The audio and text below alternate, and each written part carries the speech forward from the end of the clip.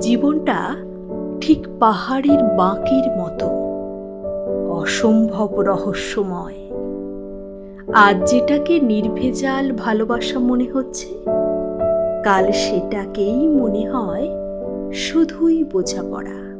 নিজের সবটুকু যার জন্য ত্যাগ করেছেন, সেও কিন্তু একদিন বলবেই, কেন করেছিলে?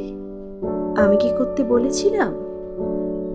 সমস্ত সমস্যায় তার পাশে থাকার পরেও একদিন কিন্তু শুনতে হবেই, আমার সমস্যা আমিই মিটিয়ে নিতে পারতাম, তুমি না থাকলেও চলত।